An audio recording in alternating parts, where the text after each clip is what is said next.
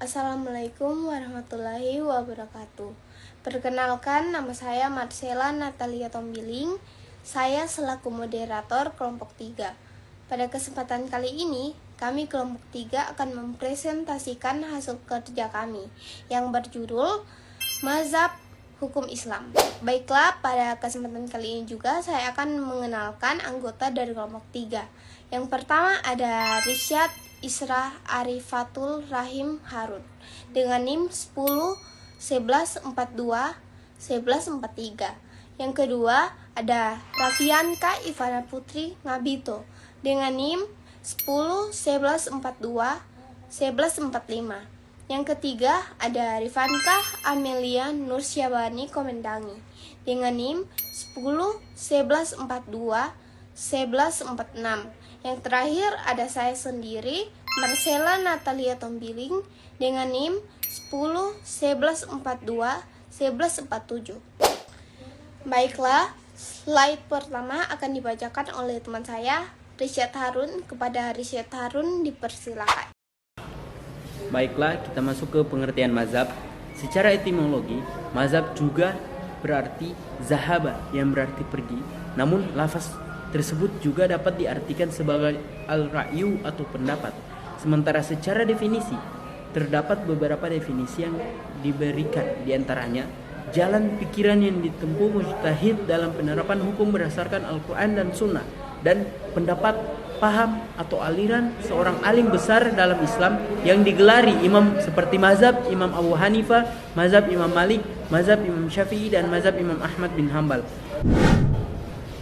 Mazhab-mazhab hukum secara umum yaitu aliran yang ditentukan oleh masa dan waktu, yang sehingga oleh para ahli hukum membuat penafsiran hukum berdasarkan waktu dan tempat, sehingga pada saat ini para ahli hukum selalu mengkaji hukum itu berdasarkan dengan adanya atau timbulnya berbagai aliran dalam filsafat hukum, menunjukkan pergulatan pemikiran yang tidak henti-hentinya dalam lapangan ilmu hukum. Apabila pada masa lalu filsafat hukum merupakan produk sampingan dari filsuf, dewasa ini kedudukannya tidak lagi demikian, karena masalah-masalah filsafat hukum telah menjadi bahan kajian tersendiri bagi para ahli hukum. Dalam kajian filsafat hukum dikenal beberapa aliran hukum, diantaranya aliran hukum alam, aliran hukum positif, aliran hukum murni, aliran mazhab sejarah, aliran sociological jurisprudensi, dan aliran realisme hukum.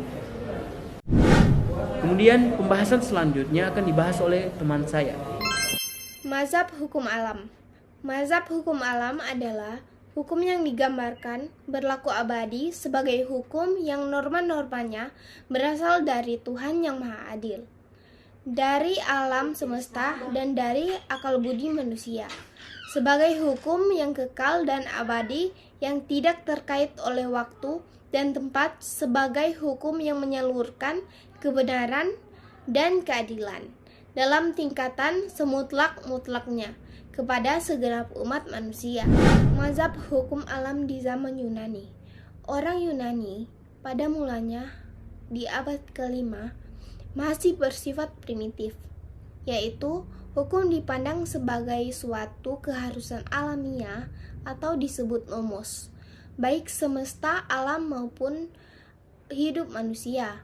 Namun pada abad keempat, para filsuf mulai insaf tentang peran manusia dalam membentuk hukum.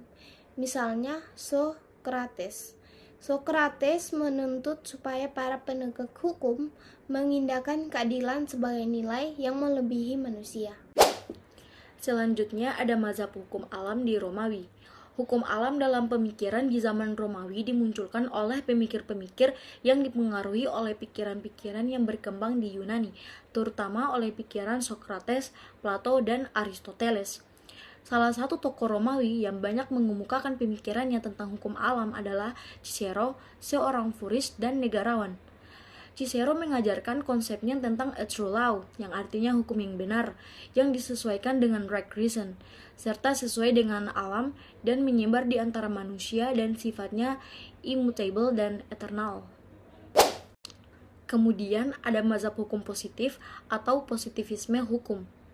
Hukum positif menurut Hans Kelsen yang diikuti Lily Rashidi merupakan suatu teori tentang hukum yang senyatanya dan tidak mempersoalkan senyatanya itu, yakni apakah senyatanya itu adil atau tidak adil.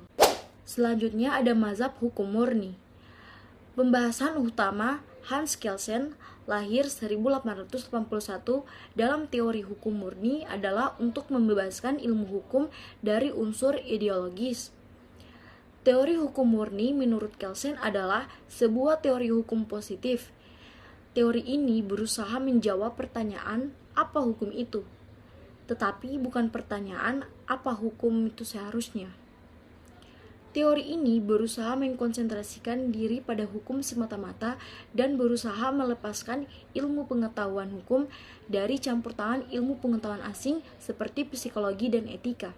Selanjutnya akan dilanjutkan oleh teman saya. Baik, selanjutnya ada aliran mazhab sejarah. Lahirnya mazhab sejarah merupakan suatu reaksi yang langsung terhadap pendapat yang diketengahkan oleh Thibaut dalam pamfletnya yang berjudul Keperluan akan adanya kodifikasi hukum perdata di negeri Jerman. Ahli perdata Jerman ini menghendaki agar di Jerman diperlukan kodifikasi hukum perdata berdasarkan dari dasar hukum Prancis. Selanjutnya ada mazhab sosiologis jurisprudensi, dipelopori oleh Roy Scopound, Eugen Ehrich, Benjamin Cardozo, Kantorowicz, Gurvitch, dan lain-lain. Pemikiran ini menganggap bahwa hukum yang baik adalah hukum yang ada dalam masyarakat. Pemikiran ini sesuai dengan negara Indonesia dan Amerika. Baik, dan yang terakhir ada mazhab realisme hukum. Mazhab aliran realisme hukum merupakan salah satu sub-aliran dari positivisme hukum yang dipelopori oleh John Chapman, Gray, Oliver Wendell Holmes, Carl Llewellyn, Jerome Frank, William James, dan lain-lain. Baik, dan selanjutnya akan saya serahkan kepada moderator. Baiklah, sekian dari presentasi kelompok kami. Wassalamualaikum warahmatullahi wabarakatuh dan terima kasih. Teman-teman jangan lupa subscribe and like.